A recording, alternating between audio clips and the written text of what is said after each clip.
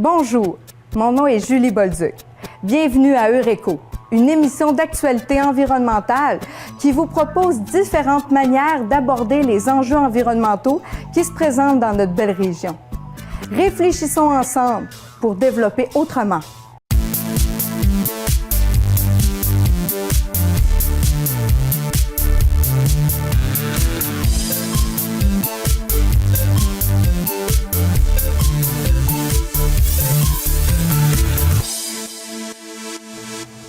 En 2011, Ariane Phosphate présentait une étude de faisabilité sur son projet de mine d'apatite à ciel ouvert au lac Apol. Jusque-là, le projet semble accepté. Toutefois, c'est le transport du minerai ainsi que la construction d'un convoyeur et d'un port en eau profonde à L'Anse-à-Pelletier qui suscitent beaucoup de questions. Pour approfondir sur le sujet, j'ai invité 3 personnalités très actives sur la scène publique ainsi qu'Ariane Phosphate qui a gentiment décliné notre invitation à participer à l'émission.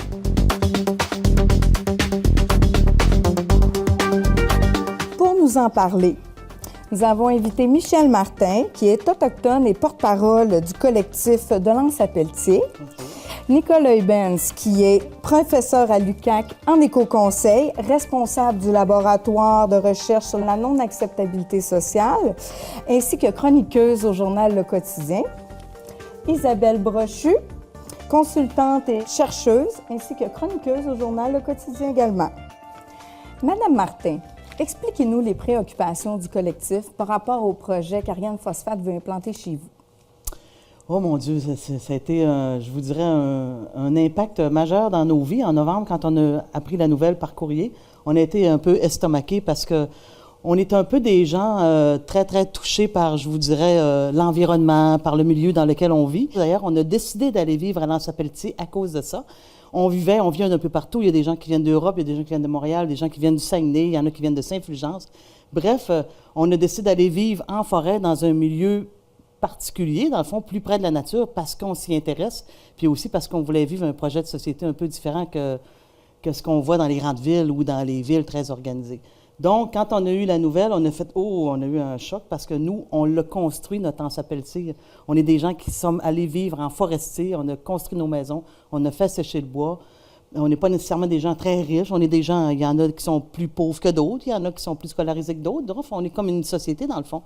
Et puis, ça a été un coup dur pour nous. Ça a été un coup dur parce qu'on savait que ça allait jouer sur notre qualité de vie, nos premiers choix, dans le fond.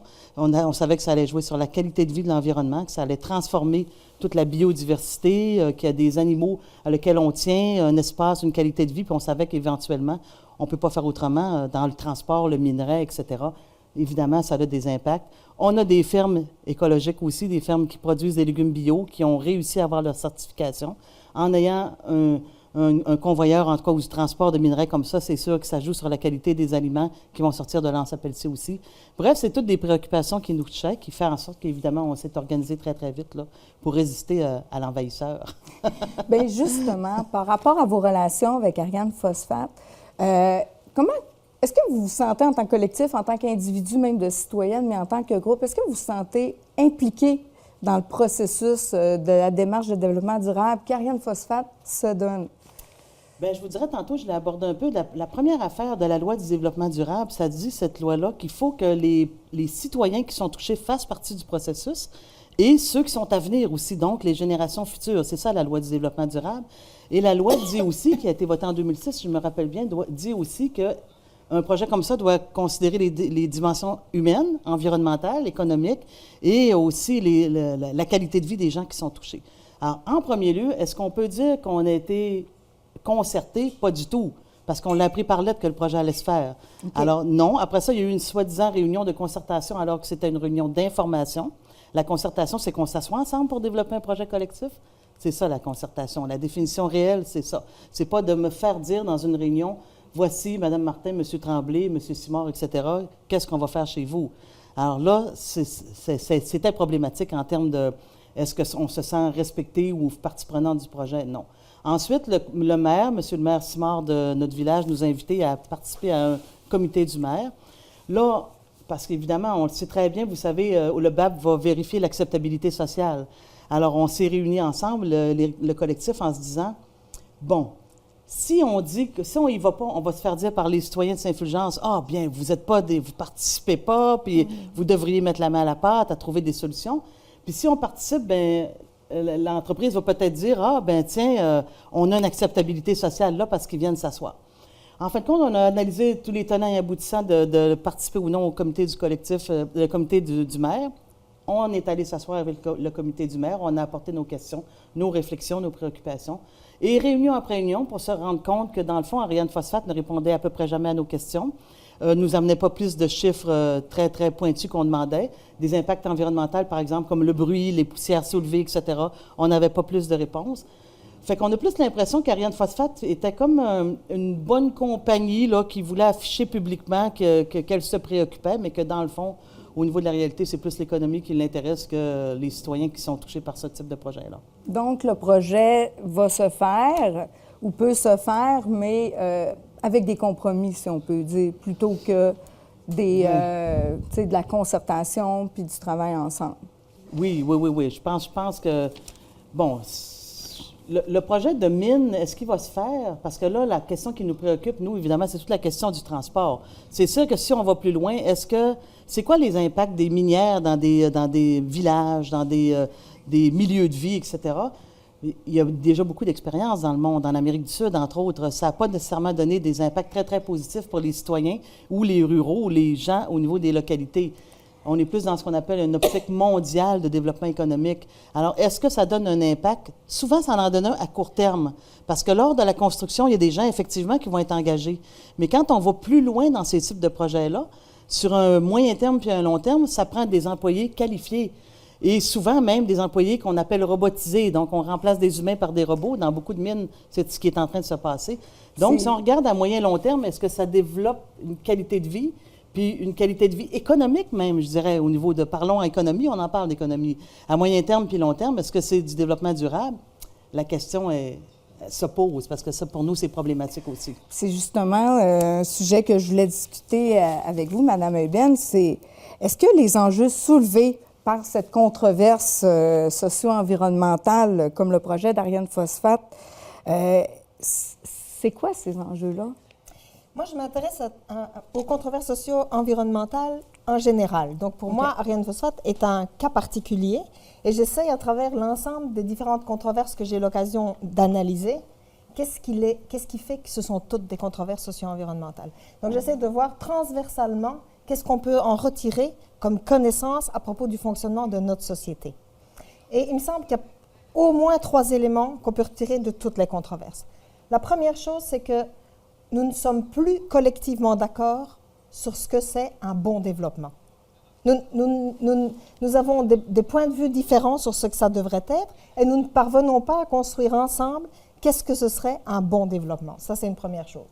Une deuxième chose, nous ne sommes pas collectivement d'accord sur ce que c'est la bonne relation à la nature pour l'humain d'aujourd'hui dans la nature d'aujourd'hui. Quand nous concevons, quand certains acteurs prennent la nature comme des ressources ou un objet ou rien, ça fait bondir des autres. Et puis, ceux qui bondissent ne parviennent pas à voir que les humains ne peuvent pas vivre sans la nature. Voilà, donc nous ne parvenons pas à nous mettre d'accord là-dessus. Une troisième chose, c'est que les humains d'aujourd'hui n'aiment pas ce qu'ils sont. Ils ne parviennent pas collectivement, de nouveau s'entend, à se rendre compte qu'ils sont des êtres de technique, d'éthique, de langage, de symbolique. Dieu sait si la symbolique, elle est gommée. Donc, des éléments dont on ne parle pas, on ne peut pas se mettre d'accord dessus, on n'en parle jamais. Donc, nous n'aimons pas ce que nous sommes, ça veut dire, nous ne sommes pas capables de dire, dans une décision comme celle qui nous occupe pour le moment, par exemple, il y a des aspects symboliques majeurs qui sont liés à ce que c'est qu'un fjord, qu'on ne prend jamais en considération et dont on ne peut pas parler parce que si on en parle, c'est que vraiment, on est des rêveurs ou des gens d'un autre temps, alors que la symbolique fait partie des humains dans toutes les cultures et dans tous les âges de l'humanité commune. Donc, il me semble que les controverses socio-environnementales sont une opportunité pour que les humains se rendent compte de qui ils sont, qu'ils doivent définir c'est quoi un bon développement, qu'ils doivent redéfinir leur relation à la nature. Bon, pour ce qui est Ariane Phosphate maintenant, je vais pas prendre juste Lens-à-Pelletier, je vais prendre l'ensemble du transport. Parce que Lens-à-Pelletier, c'est juste le bout du tuyau, on s'entend? Imaginez le transport par camion d'une quantité phénoménale, je ne suis même pas capable de dire le tonnage parce que ça dépasse mon entendement, d'une quantité pareille de minerais par camion sur des routes forestières. En 2014, avec des problématiques de gaz à effet de serre, avec des problématiques de diminution des ressources non renouvelables, on pourrait au moins se poser la question de savoir s'il n'y aurait pas moyen de faire autrement que d'utiliser des camions.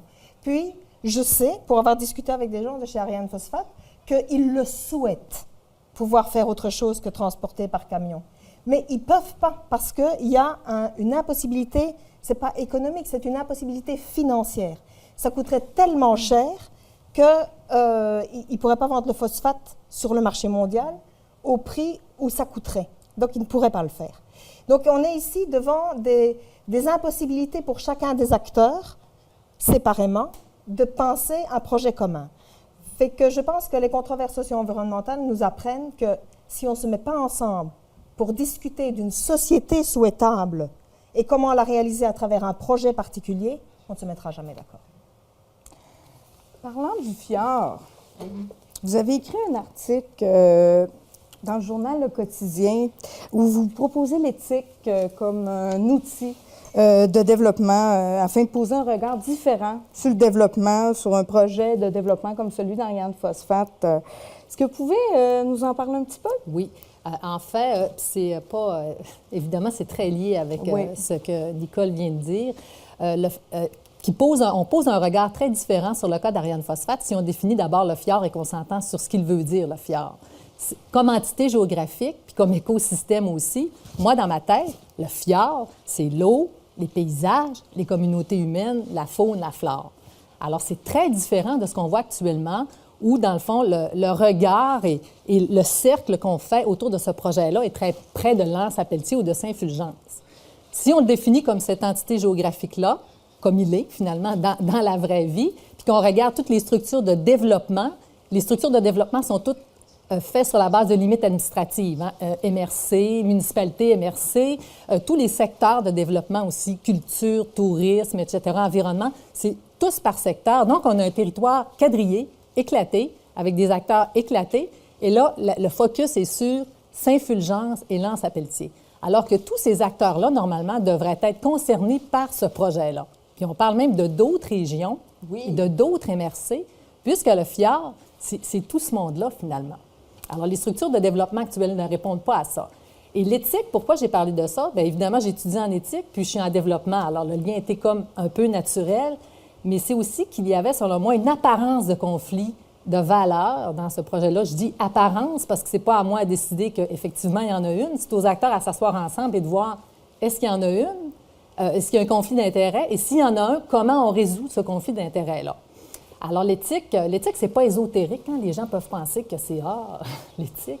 Mais c'est une démarche de réflexion et d'action qui est basée sur des faits aussi. Donc, si on voulait faire une démarche éthique, par exemple, dans ce cas-là, on regarderait l'état de l'environnement du fjord, comme on l'a défini tout à l'heure, là, dans son entité géographique. C'est quoi son état au niveau écologique, tout ça, avec des faits, des données scientifiques.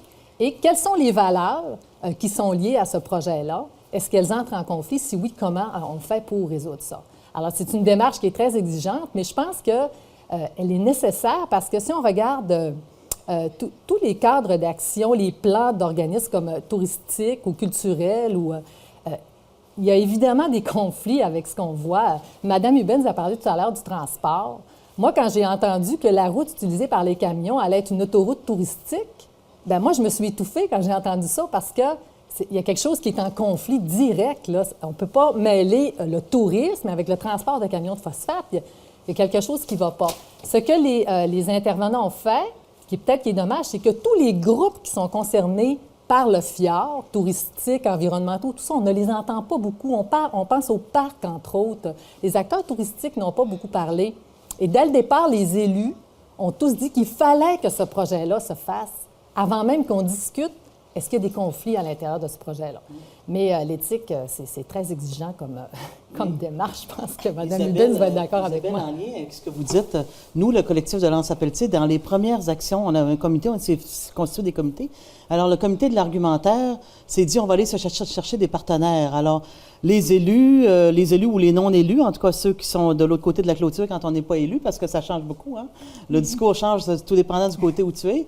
Les gens qui auraient pu être des partenaires, comme le Cap Jaseux, les partenaires de Saint-Fulgence, les partenaires au niveau de l'environnement, du tourisme, même de l'environnement régional et tout ça, c'est des gens qu'on a interpellés en se disant, est-ce que vous allez prendre position, est-ce que vous allez nommer publiquement, parce que on s'est vite ramassé comme petit groupe un peu dissident, même vu comme un peu bizarre par la population en général. Évidemment, les gens de Saint-Fulgence, je les comprends. Au niveau économique, c'est un village qui aurait besoin d'avoir une économie plus active et tout ça, de développement. Mais bref, on s'est ramassé seul. Et ça nous a préoccupé beaucoup. Quand on a lu votre article, on s'est dit, tiens, il y a quelqu'un qui pense à peu près comme nous en se disant, oui, il y a quelque chose d'éthique là-dedans, puis c'est un projet qui devrait nécessiter l'engagement des collectivités. Puis ça ne veut pas nécessairement dire non au développement de l'économie, ça veut dire de s'asseoir ensemble, de se dire, si on veut se développer à tous les niveaux et au niveau économique comme collectivité, c'est quoi les positions et les valeurs qu'on doit défendre? Puis c'est ce qu'on dit, nous, à Lance Pelletier. Fait qu'en allant chercher ces partenaires-là, on s'est rendu compte très, très vite qu'ils avaient été, je ne veux pas dire bâillonnés, parce que, évidemment, j'ai l'air d'une espionne ou de faire une enquête, mais on n'en a pas eu d'appui. Et quand j'ai passé à une autre radio, un autre média, à un moment donné, il y a eu des biologistes qui se sont positionnés par rapport au beluga de Saint-Fulgence, pas de Saint-Fulgence, excusez-moi, du fjord. Alors, vous savez qu'on est la seule place où il y a une colonie sédentaire de beluga, puis elle ne va pas très bien. Ils sont en décroissance continuellement. Alors, le biologiste en question, je ne me rappelle plus son nom, est venu dire à la radio comment s'était rendu problématique la qualité de vie, puis les veaux actuellement qui ne cessent de mourir l'un après l'autre, et qu'on était d'espèces en danger, qu'on va passer dans espèces en péril, parce que malgré le fait qu'on fait attention, puis qu'on a mis des lois pour protéger ces espèces-là, il reste quand même qu'ils sont en décroissance. Alors, il y a des choses qui expliquent ça. L'utilisation de l'eau, ce qu'on amène dans l'eau, les interférences qu'on amène dans le fjord, ça ne peut pas faire autrement que d'avoir un impact sur ces animaux-là qui sont fragiles. Mais on n'a pas eu d'appui. Ça nous a énormément surpris comme citoyens. Alors voilà. Donc, si je peux ajouter quelque oui? chose, c'est l'ensemble des problématiques socio-environnementales, si j'essaie de les réfléchir d'un point de vue plus éthique maintenant, que j'essaie de dire, voilà, qu'est-ce qu'on peut faire, parce que qu'est-ce que les acteurs font? On va d'abord regarder qu'est-ce qu'ils font. Ils défendent un point de vue, et ici, de manière extrêmement modérée. Autant Ariane Phosphate que le collectif, c'est extrêmement modéré et très poli. Mais si je regarde les autres controverses, c'est... On ne lit pas 3 commentaires qui suivent une prise de position pour que la personne devienne un nazi. Ça va? En fait, ça devient... C'est épouvantable. Si vous regardez les commentaires dans les médias sociaux, par exemple, ou même des articles dans des médias, celui qui n'est pas d'accord avec moi est nécessairement un crétin, un salaud, tout ce que vous voulez, tout le reste, là. Donc ça, c'est ce qu'on fait dans les controverses socio-environnementales. Mais évidemment, c'est le meilleur moyen de ne pas s'en sortir, on s'entend. C'est le meilleur moyen pour que ce soit le plus fort qui gagne. Donc, chacun essaye d'être le plus fort. Puis, on est plus de 7 milliards sur la planète. Ça ne va pas aller, là. On va refaire des guerres. Or, le passé nous a bien appris que les guerres, ça fait mourir plein de gens, plein d'innocents, puis que ça ne nous permet pas de prendre des meilleures décisions. Fait que moi, quand j'enseigne, je me dis, parce que des éco-conseillers, c'est souvent pris dans des controverses socio-environnementales et ils peuvent représenter l'un ou l'autre acteur. Un acteur économique ou un acteur qui défend un autre point de vue. Donc, qu'est-ce que les éco-conseillers ont en commun? C'est d'essayer de faire en sorte qu'avec les autres, ils construisent un monde plus libre, plus juste, plus vert, plus responsable. Je le dis comme ça, c'est comme un slogan, pour qu'on le retienne dans les situations difficiles. Plus libre, ça veut dire on prend des décisions ensemble. Et ensemble, ça veut dire en dialogue. Pas en argumentant, contre-argumentant, argumentant, contre-argumentant, jusqu'au moment où tout le monde en a marre. C'est ça? Et pas en s'envoyant des noms d'oiseaux et des salauds à la figure. C'est ça? Donc ça, c'est plus libre. Plus juste, ça veut dire l'économie, dans ma conception, c'est un moyen pour assurer du bien-être pour les humains. Et le bien-être pour les humains, on doit définir ensemble qu'est-ce que c'est. Plus vert, ça veut dire la nature, ce n'est pas une chose à notre disposition où on fait une cicatrice dans le fjord sans se préoccuper de rien du tout d'autre que d'arriver au port. C'est important de pouvoir le faire, on s'entend, le problème n'est pas là, c'est qu'il n'y a pas de considération pour la nature pour elle-même. Donc plus vert, ça veut dire la nature est notre partenaire pour un destin commun pour la vie. Un destin commun entre la nature et les humains pour maintenir la vie sur la seule planète qui l'abrite, en tout cas à notre connaissance jusqu'à présent. Et plus responsable, ça veut dire que nous portons aujourd'hui, les générations d'aujourd'hui et les humains qui sont sur la planète aujourd'hui, la responsabilité du monde que nous laissons aux générations futures. Ça veut dire que s'il y a des belugas en danger aujourd'hui, c'est non éthique de dire les générations futures vont arranger ça. Ce n'est peut-être pas de notre faute spécifiquement qu'ils sont en danger, mais c'est de notre responsabilité de voir aujourd'hui à faire ce que nous pouvons pour maintenir l'espèce. S'il y a des processus naturels qui font qu'ils déclinent, ce n'est pas une option de dire les humains ne doivent pas s'en occuper. Parce que, pour moi en tout cas, la nature fait parfois bien les choses et parfois pas bien du tout. La nature, elle bricole dans l'ordre et dans le désordre. Je ne pense pas que c'est en faisant comme la nature qu'on fait bien. Je pense que c'est en étant des humains, proprement humains, qu'on pourra faire mieux. Et donc, pour moi, faire face à des controverses socio-environnementales, ça veut dire humaniser l'humanité. Ça veut dire prendre la pleine ampleur de ce que ça veut dire les désaccords, ça veut dire une extraordinaire opportunité de faire mieux. Est-ce que c'est... Oui, vas-y. Si je peux poursuivre. Peut-être que le projet d'Ariane Phosphate, si on a quelque chose à en comprendre au-delà du projet d'Ariane Phosphate pour le fjord, c'est que... Est-ce que ce n'est pas un signal, avec toutes les nouvelles qu'il y a sur les belugas et tout ça, pour que les différents acteurs se disent, bien, il faut qu'on se donne un guide de conduite pour le développement du fjord qui va considérer que Ariane Phosphate est un projet, mais il va en avoir d'autres des projets par la suite. Alors, c'est un appel à tous les acteurs touristiques, industriels, municipalités, MRC, régions et autres régions. On voit le défi, hein? Oui. C'est une éthique collective, c'est d'une exigence extraordinaire. Mais je pense qu'on n'a pas le choix là, de se dire ça. Sinon, justement, il y a quelque chose d'irresponsable à se dire on va laisser aller ça, on va avoir des emplois pendant 10 ans. Après, on verra, on va ramasser les pots cassés et tout ça. Moi, j'abonde dans le sens de Nicole parce que je ne vois pas comment autrement on pourrait s'en sortir. Pour donner un sens au développement du fjord, le fjord, on le vend à l'extérieur au niveau touristique. C'est ce qu'on vend pour attirer les gens chez nous. On leur vend la nature, on leur vend la culture, on leur vend la beauté des paysages. Alors, on est obligé de se parler. Puis peut-être le seul lieu qui existe actuellement où il y a plusieurs acteurs comme ça qui sont réunis, c'est le comité de reconnaissance du fjord comme patrimoine mondial de l'UNESCO. Est-ce que ça plusieurs... jouerait? Est-ce qu'un projet comme ça pourrait... Ça joue dans l'apprentissage par rapport au fait que effectivement, les régions sont représentées. Il y a plusieurs régions MRC qui sont représentées. Les parcs sont là, tourisme est là.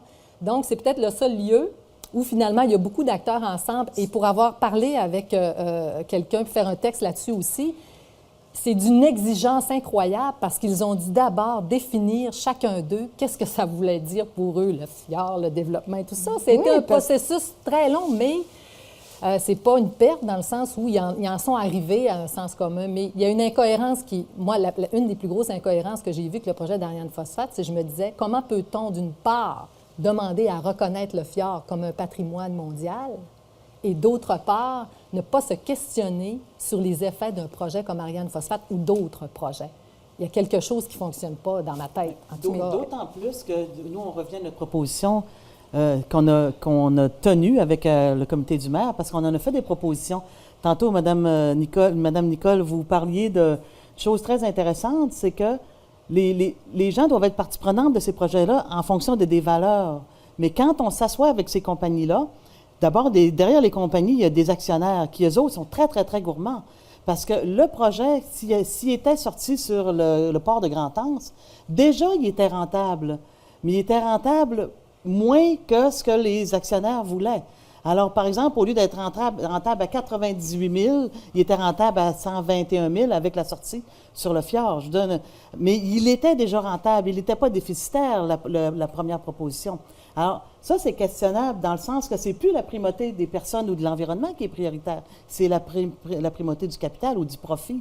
Alors, c'est beau de vouloir s'asseoir, ce que vous dites, de vouloir s'asseoir avec ces gens-là, mais on est dans un contexte extrêmement difficile où on n'a pas de réception parce que derrière, il y a des investisseurs, derrière des actionnaires. C'est pour ça que moi, je pense que, un peu comme tu l'avances, Isabelle, c'est que, pour moi, ça devient une priorité que, comme société, on se donne des lois et des droits, un code qui encadre ces choses-là, en disant, dans des contextes où telle chose va se passer, si on veut penser aux générations futures, si on veut penser à la liberté, si on veut penser à richesse collective aussi, parce qu'on n'est pas contre le développement de l'économie. On a été la première chose qu'on a dit à Ariane Phosphate, on est d'accord avec votre projet, mais on veut s'asseoir avec vous pour le rendre plus éco-responsable, plus respectueux des biodiversités et qui donne une richesse collective à notre communauté. Bien, ça m'amène à vous dire, justement, mettons pour conclure en 30 secondes, là, chacune, est-ce qu'encore en 2014, on devrait se baser uniquement sur, pas uniquement, mais est-ce que l'impact financier doit être